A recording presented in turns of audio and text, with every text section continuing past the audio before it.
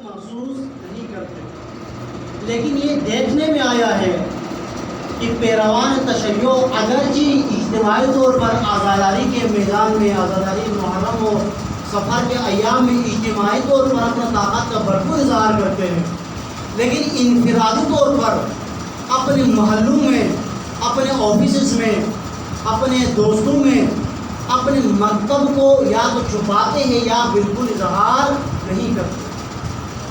مثلا ایک آفس کے اندر شیعہ بھی ہے اور غیر شیعہ بھی ہے، اکثر ریشو یہ ہے کہ شیعوں کی تعداد اکثر کم ہوتی ہے ہر ادارے کے اندر۔ نتیجہ یہ نکلتا ہے کہ یہ شیعہ ان کے سامنے اپنے جو مکتب ہے، اس کے اپنے جو عقائد ہے، اپنے جو اعمال ہے، ان کا بھرپور اظہار نہیں کرتا۔ ایک طرح سے میں نے جیسے کل بھی کہا تھا کہ امام کے زمانے میں بھی یہ ہوتا تھا، چونکہ تشیع کو حکمرانوں نے، ظالم ستمگر حکومتوں نے ایک سازش کے تحت ایک متنازع ایک فرقہ بنایا تھا، فرقہ کی شکل دیا تھا۔ نتیجتاً لوگ اس سے ایک اجنبیت محسوس کرتے تھے، اور آج بھی یہ ہے۔ مثلا ایک آفس کے اندر شیعہ بھی ہے اور غیر شیعہ بھی ہے۔ غیر شیعہ نماز کا وقت ہوتا ہے، وہیں پر جانماز بچھا کر جماعت شروع کر لیتے ہیں، لیکن شیعہ یا کہ اپنا آپ کو سیکولر ظاہر کرتا ہے یا پھر کہیں پر چھپ کر نماز پڑھتا ہے۔ ان کے سامنے سجدگاہ پر ہاتھ کھول کر اپنے اعتقاد کے مطابق نماز پڑھنے سے کتراتا ہے، ایک طرح سے یہ ایک کمزوری ہے۔ اس کے پیچھے بہت سارے وجوہات ہیں۔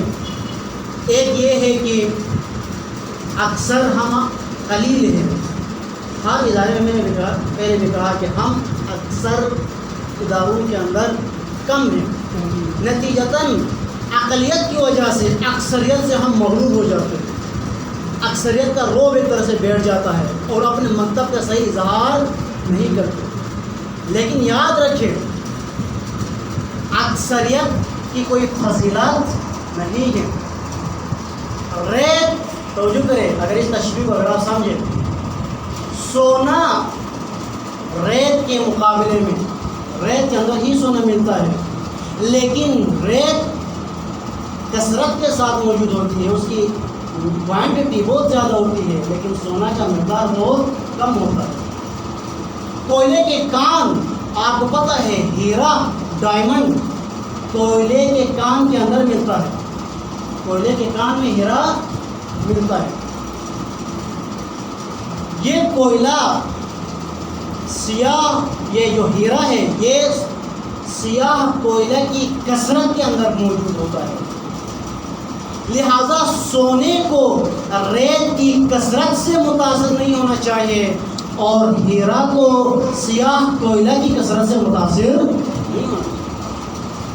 اور قرآن نے بھی یہ نہیں کہا کہیں پر کہ جو اکثریت میں ہے، جن کی تعداد زیادہ ہے، ان کو کوئی شرف اور فضیلت حاصل ہے، بلکہ قرآن کے اندر آپ پڑھتے ہیں اکثرهم لا یعلمون، اکثرهم لا یعقلون، اکثریت کی قرآن کو مذمت ہے۔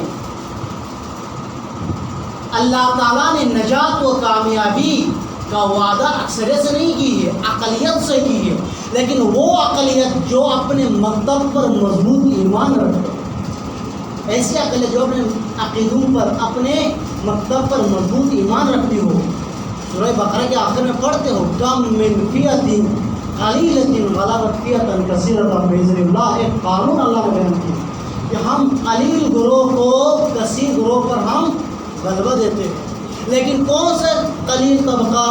وہ قلیل طبقہ، وہ اقلیت کہ جو اپنے نظریے پر، اپنے اعتقاد پر مضبوط پختہ ایمان رکھتی ہو، ایسی اقلیت۔ لیکن جو اکثریت کے مقابلے میں مغلوب ہو جائے، متاثر ہو جائے، پھر اللہ تعالیٰ ان کو نجات بھی نہیں دے۔ شیعہ ہر دور میں اقلیت میں رہے، ہر زمانے میں، لیکن کبھی بھی اقلیت میں رہ کر اکثریت کے دباؤ میں، اکثریت کے غلبے سے مغلوب نہیں ہوئے، اور تشیع کے بقا کا راز اسی میں۔ ایک دفعہ ضرور دیکھیں محمد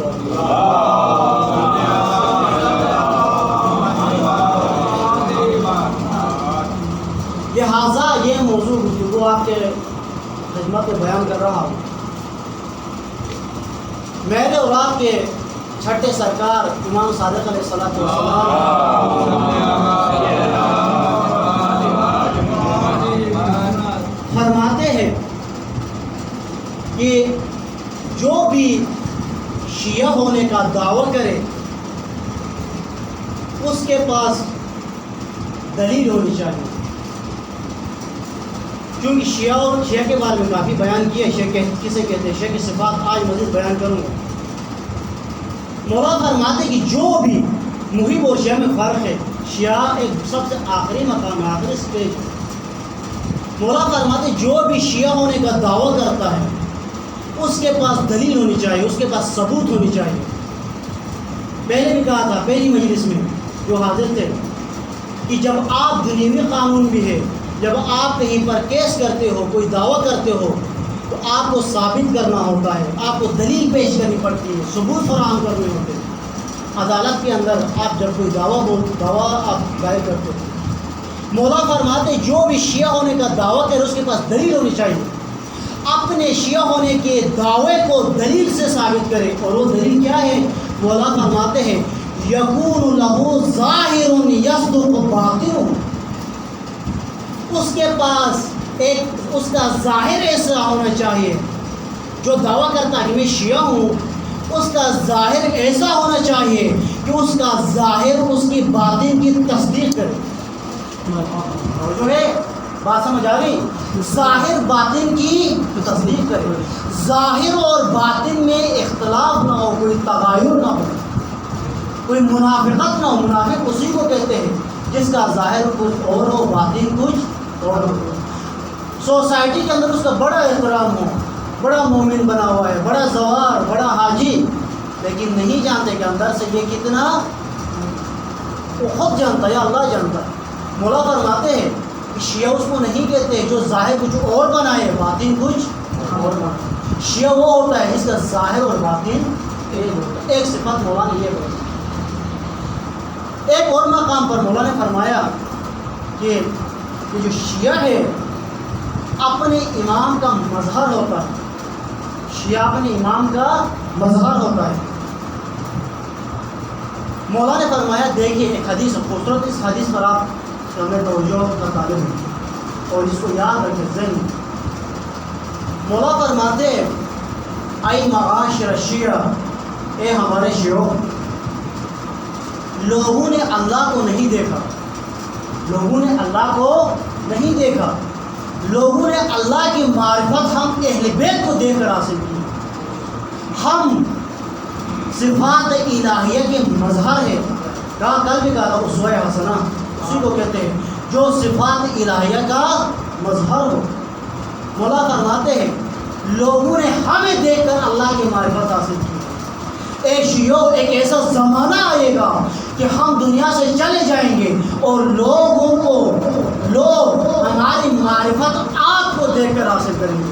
جس طرح ہمارے زمانے کے لوگوں نے اللہ کی معرفت ہمیں دیکھ کر حاصل کی ہے, اسی طرح ایک زمانہ آئے گا کہ وہ ہم اہل بیت کی معرفت آپ شیعوں کو دیکھ کر حاصل کریں.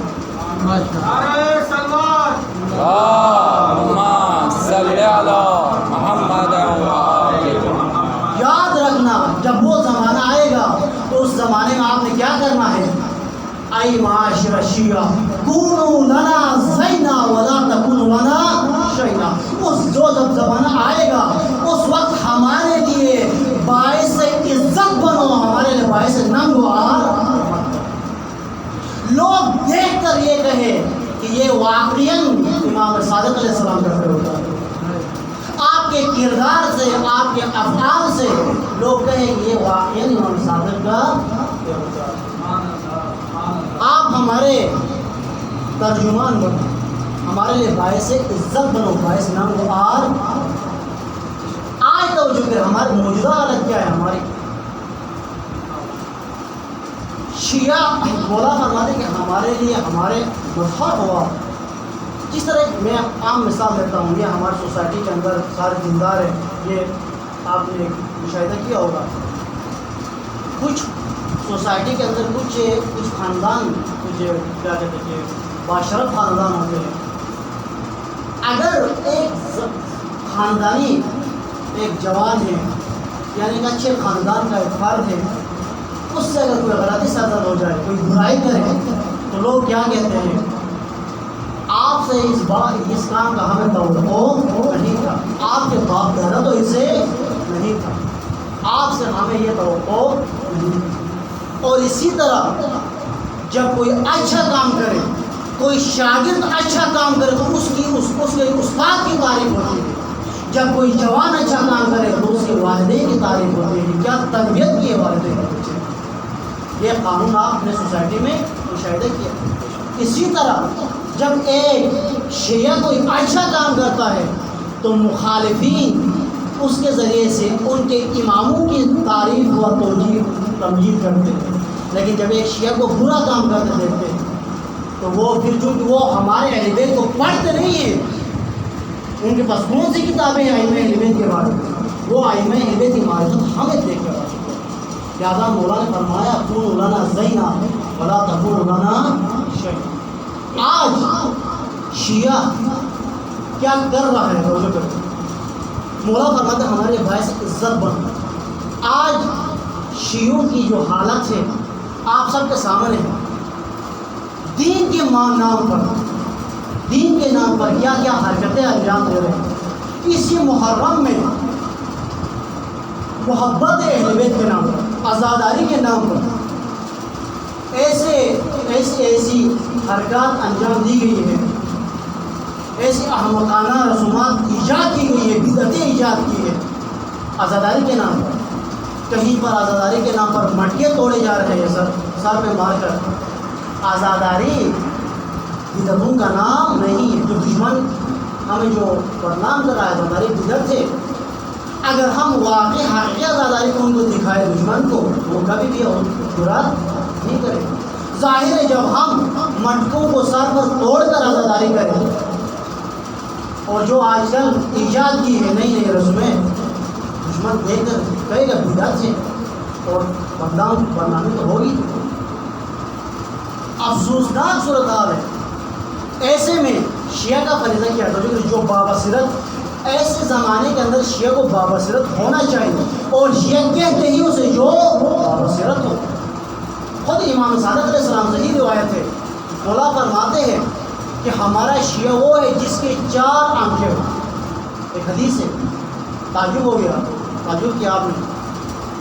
ہمارا شیعہ وہ ہے جس کے 4 آنکھیں ہوتے. اصحاب نے پوچھا مولا کیا مطلب, ہر انسان کے تو 2 ہی آنکھیں, 4 آنکھیں کیسے.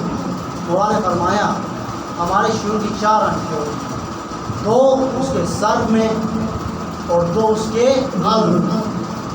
سر کے 2 آنکھوں سے وہ تمام چیزیں دیکھتا ہے جو دوسرے بھی دیکھتے ہیں, لیکن قلب کی آنکھوں سے, قلب کے نظر سے ان چیزوں کو بھی دیکھتا ہے جو عام لوگ بھی دیکھتے ہیں. بصیرت کی نگاہ میں ہوتا ہے. شیعہ بابصیرت ہوتا ہے جس کو دشمنوں کی سازشوں کا بھی اندازہ ہوتا ہے. جو عزاداری کے نام پر جو بھی دشمن تھوپ دے اس سب کو جا وہ بغیر کسی تحقیق کے, بغیر شعور کے, بغیر بصیرت کے چیزوں کا بناتا بابصیرت ہوتا ہے. شیعہ کی صفات متعدد ہیں. آج شروع سے یہ بعض کیونکہ مومنین کے اندر عقیدت ہے, عقیدت ضروری ہے, لیکن عقیدت کے ساتھ ساتھ حقیقت بھی ہونی چاہیے. بس اوقات عقیدت کے ہم اتنے عقیدت میں آگے بڑھ جاتے ہیں تو ہم چاہتے ہیں کہ حقائق کو ہم بھول جاتے ہیں. عقیدت کے ساتھ حقیقت کا بھی خیال رکھیں. محبت اہل بیت کے نام پر آج یعنی ایک جو خرافات کا ایک ذریعہ خود محبت اہل بیت کے نام پر ہے. اور جس عزاداری کی جو بات, ایک شاعر کے بارے میں مجھے یاد آ گیا. جس طرح بعض ہمارے یہاں پر ویسے شاعر بیتوں کے شاعر ہوتے ہیں جو محبت اہل بیت میں سب کچھ جائز قرار دیتے ہیں. فارسی شاعر تھے وہ, ایک محفل میں اشعار کا ہے, فارسی اشعار ہے, شاید سب ترجمہ کروں. محفل میں انہوں نے یہ اشعار پڑھے. حاجب اس کا نام شاعر کا نام ہے حاجب. حاجب اگر معاملہ حشر با علی است من ضامنم تو برچمی خواہی گناہ. یہ فارسی سے کہا کہ اے حاجب اگر حشر میں معاملہ علی کے ساتھ ہے تو میں ضامن ہوں کہ آپ کے دل میں آپ کے جی میں جو آئے جو گناہ چاہو کرو کیونکہ ہمارے لیے تو علی کافی ہے. اشعار حاجب اگر معاملہ حشر با علی است من ضامنم تو برچی خواہی گناہ. جو دل میں آئے جو جی میں آئے گناہ کر کیونکہ معاملہ اپنے علی کے ساتھ علی کو چاہے. کہا جاتا ہے کہ رات کو سو گئے محفل ختم ہو گئی. رات کو خواب میں مولا علی آئے اور خواب میں مولا علی نے فرمایا اے حاجب آج محفل میں تو نے غلط شعر کہہ دیا اپنے اشعار کا تو اصلاح کر. مولا نے فرمایا کہ شعر یوں کر حاجب اگر معاملہ حشر با علی است. حاجب اگر معاملہ حشر با علی است. اے حاجب اگر معاملہ حشر میں علی کے ساتھ ہے تو از رخ علی شرم کن و کمتر گناہ. از رخ علی شرم کن و کمتر گناہ. اگر معاملہ قیامت دن علی کے ساتھ ہے تو علی کے رخ انور سے شرم کر کو گناہ کم کر. نہ کہ علی کے پر اکتفا کر کے آپ گناہ جتنا چاہو. شاعری ایسی نہیں ہونی چاہیے جو محبت اہل بیت کے آڑ میں خرافات پھیلائے. توجہ کر یہ مصیبت ہے اس وقت جو کہا جاتا ہے اسلام کے اندر جو اسرائیلیات داخل کی گئی تاریخ میں اور تشیع اسلام کا عنوان ہے. مکتب تشیع فرقہ نہیں. آئندہ مجالس میں خود تشیع کے بارے میں بات آئے گی. ہم سمجھتے خود شیعہ بھی اس وقت معتقد ہے کہ جس طرح دوسرے باطل فرقے ہے شیعہ بھی ایک فرقہ ہے. نہ فرقہ نہیں ہے شیعہ. شیعہ عنوان اسلام شیعہ پرچمدار اسلام ایک فرقہ نہیں. کہ بات یہ ہو رہی تھی کہ شیعہ بھی آج معتقد ہے کہ ہم وہ ایک طرح سے فرقہ ہے. شیعوں کے بارے میں جو بھی خرافات یا جتنے بھی تاریخ کے اندر اسرائیلیات جو اسلام کے اندر داخل کی گئی کیونکہ عنوان اسلام روح اسلام تشیع ہے وہ سارے اس تشیع کے اندر داخل کی گئی. جو اہم ترین جو خرافات جو اسلام اور خصوصاً تشیع کے اندر جو داخل کی گئی اسرائیلیات میں سے ایک یہی ہے. عیسائیت میں نظریہ ہے شاید آج کی میں جو مجلس شاید آپ ان کے بورنگ ہوں لیکن ہمت کریں کہ تاریخ میں ہے. عیسائیوں کا ایک نظریہ ہے مسیحیت کا. وہ سمجھتے ہیں کہ حضرت عیسیٰ علیہ السلام کو صلیب پہ چڑھا دیا گیا. وہ ابھی علامت بھی ان کے پاس اس طرح کا وہ رکھتے ہیں صلیب کا کیونکہ صلیب پر ان کے اعتقاد کے مطابق حضرت عیسیٰ کو شہید کیا گیا چڑھائے گئے. اور ان کا نظریہ یہ ہے ان کی مذہبی عقیدہ یہ ہے کہ حضرت عیسیٰ صلیب پر چڑھے تاکہ قیامت تک آنے والے عیسائیوں کی گناہوں کی کفارہ ادا کرے. لہذا وہ دیکھیں کہ آپ ان کی چرچ میں سنڈے کو عبادت ہوتی ہے. وہ ہفتہ بھر گناہ کرتے ہیں اور ہفتے بعد جا کے تھوڑی سی عبادت کرتے ہیں. وہ سمجھتے ہیں کہ ہمارے گناہ سارے پاپ سارے معاف ہو جاتے ہیں. حضرت عیسیٰ نے ہمارے گناہوں کا کفارہ ادا کیا. ہم جتنا بھی گناہ کریں کوئی مسئلہ یہ ایک باطل عقیدہ ہے ان کے اندر. اور یہ عقیدہ مختلف انداز میں اسلام کے اندر انہوں نے داخل کیا اسرائیلیات کے نام تاریخ کے اندر. اور میں نے کہا کہ اس روح ہے اسلام تشیع ہے اور تشیع کے اندر یہ جس طرح اس عیسائیت میں مسیحیت میں حضرت عیسیٰ مقدس شخصیت ہے. تشیع کے اندر اسلام کے اندر اہل بیت اور امام حسین علیہ السلام سب سے مقدس ترین ہستی. اور یہ اسلام کے اندر یہ خرافات انہوں نے یہ نظریات پھیلا دیے کہ جس طرح حضرت عیسیٰ عیسائیوں کی گناہ کا کفارہ بن گئے اسی طرح امام حسین کربلا میں شیعوں کی گناہوں کا کفارہ بن گئے. لہٰذا ہم غم حسین میں روئے اور غم حسین کو زندہ کرے، محبت حسین کا اظہار کرے تو ہمارے گناہ دھل جائیں گے۔ یہ ایک باطل عقیدہ اسرائیلیات کے نام سے تشیع کے اندر داخل کیا اور بہت ہی خطرناک، ایسا نہیں ہے۔ اور اس کے ساتھ شفاعت کا، کیونکہ اسی کے ساتھ ہی تعلق آخری مطلب شفاعت کا، چونکہ عقیدہ شفاعت مسلم ہے۔ خود امام صادق علیہ السلام فرماتے ہیں کہ نستشفع شیعتنا ولا یردنا ربنا۔ مولا فرماتے کہ ہم اپنے شیعوں کی شفاعت کریں گے اور پروردگار ہماری شفاعت کو رد نہیں کرتا۔ ہم شفاعت کریں گے لیکن پروردگار ہماری شفاعت کو رد بھی نہیں کرتا۔ مسلم اعتقادات تشیع میں سے، اور اسی عقیدے کے ذریعے سے شیعوں کے اندر خرافات پیدا کی کہ جب اہل بیت شفاعت کے لیے موجود ہے تو پھر ٹینشن کس بات کی؟ قبر میں جاؤ تو جب نکیر منکر کو بگانے کے لیے مولا علی جب آنا ہے تو پھر ٹینشن کس بات کی؟ تو پھر یہ ساری نمازیں کس بات کی؟ کیوں جانے کی عبادت ہے، صرف آزاداری ہی کافی ہے، قبر میں مولا آئے گا، ایسے باطل خرافات۔ توجہ کریں، مولا فرماتے یہ اکثر، چونکہ ہمارے پاس جو احادیث ہے، امام چھٹے امام اور پانچویں امام صاحب، مولا فرماتے ہیں یہ آخری حدیث سماعت فرمائے بہت اہم ہے، اور ہمارے لیے اسپیشل امام نے یہ کہہ کر یہ حدیث ہمیں نقل کی ہے۔ ایک برجستہ صحابی تھے مولا کا، چھٹے امام کا، جندب ابن جندب۔ مولا نے فرمایا یا ابن جندب، اے جندب کے بیٹے، بلغ شیعتنا، ہمارے شیعوں کو میرا یہ پیغام پہنچاؤ۔ اس کے اندر کتنی تاکید ہے، توجہ کریں، بلغ شیعتنا، میرے اس پیغام کو میرے شیعوں تک پہنچاؤ، خود ایک تاکید، وقل لہم، اور پھر ان کو کہہ دو، دوسری تاکید، اور تیسری تاکید واللہ، اللہ کی قسم یہ پیغام پہنچاؤ اور انہیں کہہ دو، اللہ کی قسم، ما یبلغ ولایتنا الا بالورع والاجتہاد فی الدنیا۔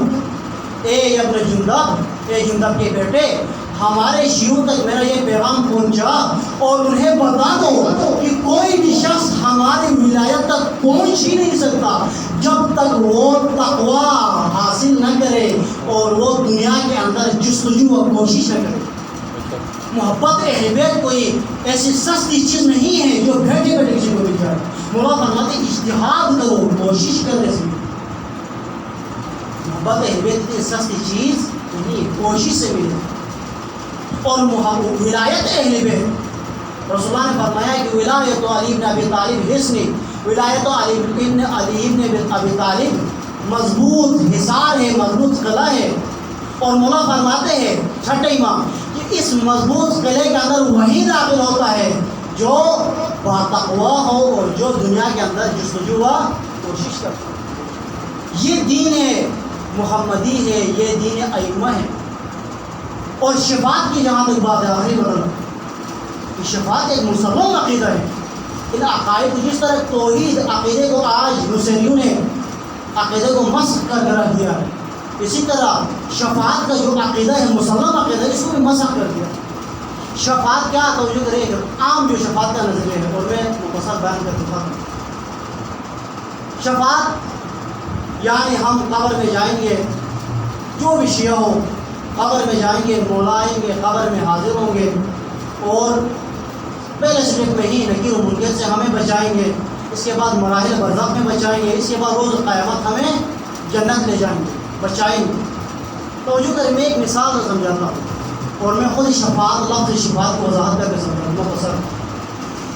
میں آپ سے آپ کے عقلوں کو جو جوڑنا چاہتا ہوں شفاعت کو سمجھنے کے لیے۔ توجہ کریں، آپ کسی سوسائٹی کے اندر ایک بندہ، محلے کے اندر ایک اوباش شخص ہے، ایک گناہگار، ایک ظالم جو دوسروں کو تنگ کرتا ہے، بہت جرائم پیشہ بندہ ہے، جرم کیا ہے، غریبوں کو تنگ کرتا ہے۔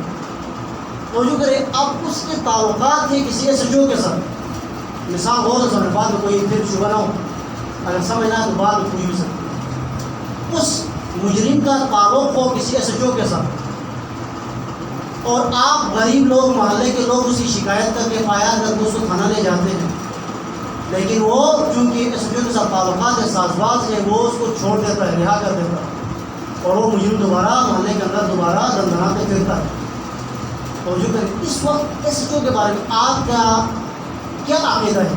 ایس ایچ او کے بارے میں آپ کی ذہنیت کیا ہو، آپ کی رائے کیا ہے، سوچ کیا ہے؟ آیا اس نے کوئی اچھا کام کیا یا کوئی غلط کام، بہت برا کام کیا، غلط کام کیا؟ یہی مثال ہے۔ توجہ کریں، اگر دنیا کے اندر ایک بندہ جرائم کرے، عقیدے کے لحاظ سے شیعہ و مولا کو ولایت کا اقرار کرتا ہو لیکن جرائم پیشہ ہو، عبادات انجام نہ دیتا ہو، ظلم کرتا ہو، ہر گناہ انجام دیتا ہو، قیامت کا منظر توجہ آپ یہی سمجھیں، قیامت کا عالم ہے، قیامت کا عالم ہے، مجرمین سارے کھڑے ہیں، بعض مثلا دوسرے فرقوں کے جو مولا کی ولایت کو نہیں مانتے، ممکن ہے جب مجرم نہ ہو، نیک اعمال والے، لیکن صرف مولا کی عقیدے کو مولا پر عقیدہ نہ رکھتے، وہ بھی ہے، اور یہ مولا کا یہ پیروکار جو مجرم بھی ادھر ہے۔ اب مولا آ کر اپنے یہ جو مجرم جو شیعہ ہے اس کو اٹھا کر الگ کر دے اور جنت میں لے جائے، تو یہ جو دوسرے لوگ ہیں وہ مولا کے بارے میں کیا سوچیں گے؟ جس طرح آپ نے ایس ایچ او کے بارے میں کیا سوچا تھا، ایس ایچ او کے بارے میں غلط ذہنیت آپ کی بنی تھی، مولا کے بارے میں یہ کیا سوچیں گے؟ یہ لوگ یہ کیا عدالت ہے؟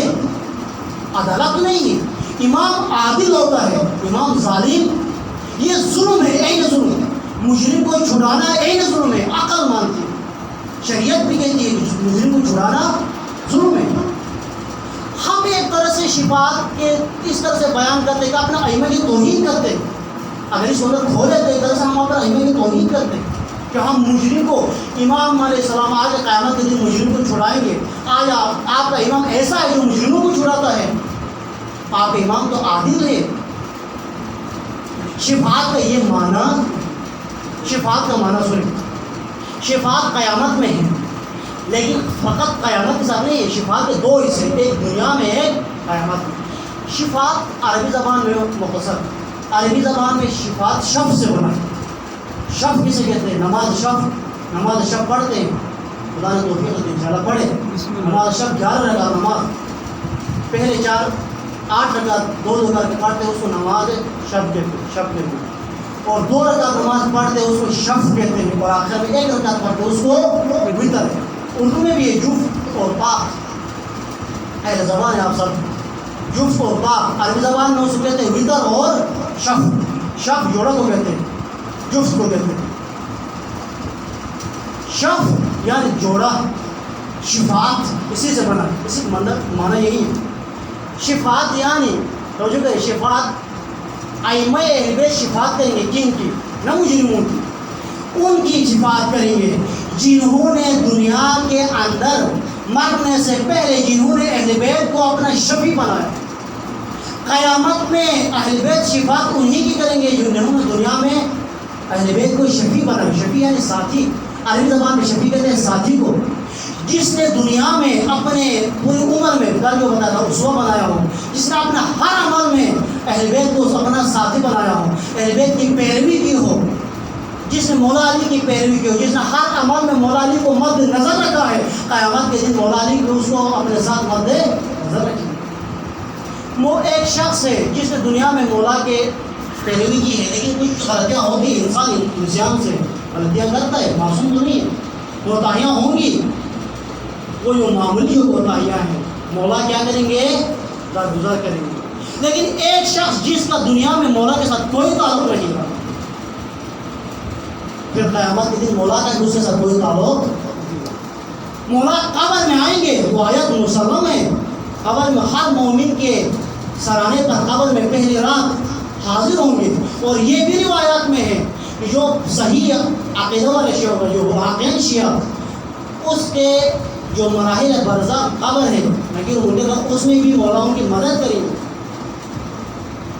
لیکن توجہ کریں، مولا قبر میں مجرم کو بچانے نہیں آئیں گے۔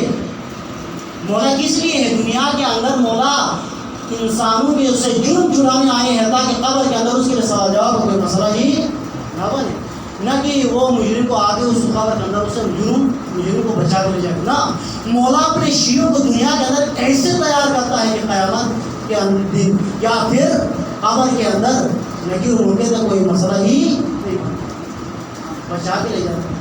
شفاعت کا یہ معنی ہر چیز توجہ کرے. دشمنان تشیع یہ دشمنان تشیع نے ہر چیز مسخ کی ہے. توحید و نصیریوں نے دشمنان تشیع نصیری مسخ کر دیا. محبت اہل بیت کو مسخ کر دیا اور شفاعت اہل بیت کو بھی مسخ کر دیا. ان معارف کو سمجھنے کی ضرورت ہے. درود بھیجو محمد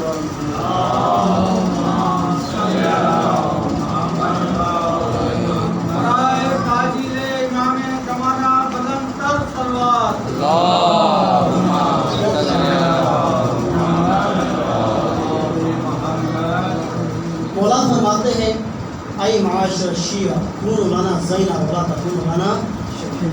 ہمارے لیے باعث عزت بنو باعث ننگ و آر. شیعہ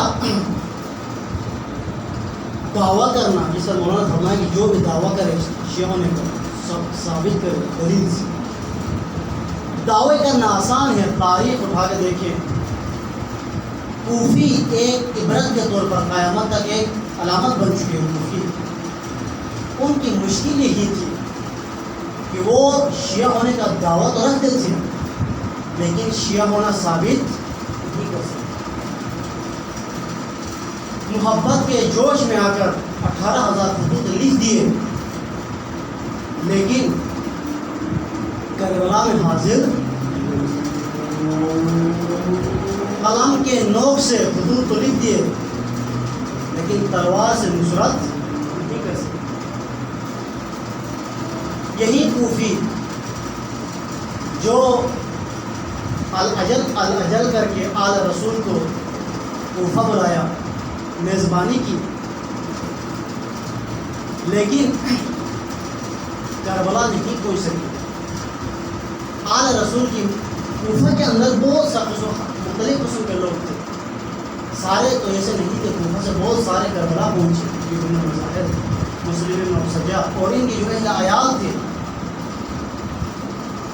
جب مقاتل میں ہیں جب اسرا کا یہ لٹا ہوا قافلہ جب کوفے میں داخل ہو گیا کوفے کے دروازے سے عمر سعد نے امام سجاد علیہ السلام کو سوارے سے اتار دیا اور قافلے کے آگے آگے مولا کو پیدل چلایا. جناب سکینہ کو یتیمہ حسینہ کو حسین کو پہلے رسن میں بندھی ہوئی تھی رسی کھول دی اور دھوبی کے گود میں بٹھا دیا گیا اور بازاروں سے گزارا جا رہا. میں آج ایک خاتون ایک محبہ اہل بیت ایک شیعہ اہل بیت کا تذکرہ کروں گا. اسی کوفہ کے اندر ایک کنیز زہرا تھی. بوڑھی ہو گئی تھی بیمار تھی اور کافی مہینوں سے گھر سے باہر نہیں نکلی تھی اور آگاہ نہیں تھی باہر حالات کیا ہے. ایک دن کوفے کے اندر منادی کرائی گئی کہ اے کوفہ والوں کل باغیوں کا قافلہ آ رہا ہے لہذا تماشا دیکھنے کے لیے سارے کوفہ والے اپنے گھر کے چھتوں پر آ جائے. سرکاری اعلان تھا. یہ خاتون بھی اپنے گھر کے چھت پر چڑھتی ہے. ادھر سے قافلہ روانہ کیا گیا. عمر سعد کو جلدی تھی کہ جلد از جلد قافلہ کو دربار لے جایا جائے تاکہ اپنا انعام وصول کرے. لیکن ابن مرجانہ نے حکم دیا کہ قافلہ کو روکا جائے بازار کے اندر. دو مقاصد تھے ابن مرجانہ کے. ایک تو دربار کو سجانا ہے اور دوسرا مقصد یہ بتایا میں چاہتا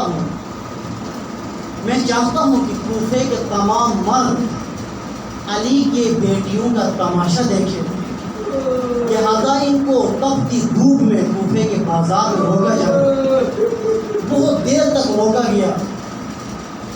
یہ خاتون ام حبیبہ اپنے گھر کے چھت پر انتظار کر رہی تھی. یہ قافلہ آتا ہے، قریب آتا ہے.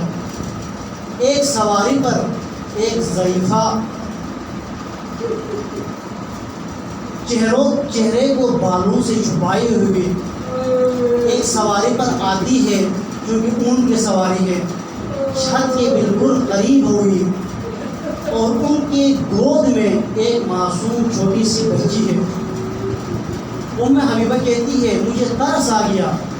بچی کی حالت یہ تھی کہ بچی کے کان چھدے ہوئے ہیں، بچی کے کان میں خون جمع ہوا ہے، بچی کے رخسار پر تماچوں کے نشان ہیں، بچی کا کرتا خون آلود ہے.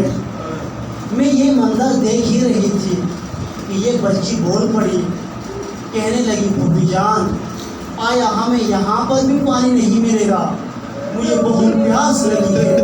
اللہ یہ سننا تھا. یہ ام حبیبہ فوراً اٹھتی ہے، گھر سے جا کر ایک کوزے کے اندر ٹھنڈا پانی بھر کر لے آتی ہے، لا کر حسین کی یتیمہ سکینہ کو پیش کرتی ہے. بچی جب پانی پینا چاہتی ہے، اٹھاتی ہے، تو یہ خاتون کہتی ہے اے قیدی پانی آپ پی لیجئے، لیکن میرے ایک حاجت ہے، لیکن آپ کو دیکھ کر مجھے اور حاجت یاد آئی. میرے 2 حاجات ہیں. سنا ہے قیدیوں کی، اسیروں کی حاجت خدا جلدی قبول کرتا ہے. آپ میرے لیے دعا کریں. جناب سکینہ نے پانی کو نیچے رکھ دیا اور فرمانے لگی اے خاتون آپ اپنے حاجات بیان کریں، میں ضرور دعا کروں گی. پہلے آپ کی حاجات، پھر میں اپنی حاجت پوری کروں گی. ام حبیبہ کہتی ہے اے بچی آپ دعا کریں کہ آپ میرے جو بچے ہیں آپ کی طرح اسیر نہ ہو جائے، آپ کی طرح قیدی نہ بن جائے. اللہ جناب سکینہ اپنے ننھے سے ہاتھ آسمان کی طرف بلند کرتی ہے. اے اللہ میرے بابا کے اس سر بریدہ کے واسطے، اے بابا میرے چچا عباس کے باقلم بازو کے واسطے، اے پروردگار میرے بھائی علی اکبر کے خون آلود زلفوں کے واسطے، پروردگار اس خاتون کے بچوں کو سلامت رکھنا. اللہ بی بی سکینہ فرماتی ہے خاتون آپ کی دوسری حاجت کیا ہے؟ اللہ یہ بڑھیا کہتی ہے اے بچی مجھے کافی وقت ہو گیا ہے، بیماری کی وجہ سے، بڑھاپے کی وجہ سے. میں پہلے ہر سال مدینہ کی زیارت کو جاتی تھی، لیکن کافی عرصہ ہو گیا ہے میں مدینہ نہیں جا سکی ہوں. دعا کرو پروردگار مجھے مدینہ کی زیارت نصیب فرمائے. عزیزانو جب ثانی زہرا نے دشمن کے اس شہر کے اندر جب مدینہ کا نام سنا، عزیزانو بی بی نے فرمایا اے خاتون آپ مدینہ کیوں جانا چاہتی ہے؟ عزیزانو یہ خاتون فرماتی ہے اے خاتون مدینہ تو میرے آقا علی کا شہر ہے، عزیزانو مدینہ تو میری شہزادی محمد الزہرا کی کا شہر ہے. جناب زینب فرماتی ہے اے خاتون آپ کو پتہ نہیں اب مدینہ میں علی بھی نہیں رہے، اب مدینہ میں فاطمہ الزہرا بھی نہیں رہی. عزیزانو یہ بڑھیا فرماتی ہے اے خاتون کیا ہوا جب علی نہیں ہوا تو کیا ہوا، جب فاطمہ الزہرا نہیں رہی تو کیا ہوا؟ علی کا بیٹا میرا آقا حسین تو موجود ہے، میری شہزادی زینب تو موجود ہے. مجھے میری آرزو ہے میں اپنی شہزادی زینب کی زیارت کروں. عزیزانو یہ سننا تھا. بی بی زینب نے چہرے سے بال ہٹا دیے اور کہا اے ام حبیبہ، اے ام حبیبہ آیا نہیں پہچانا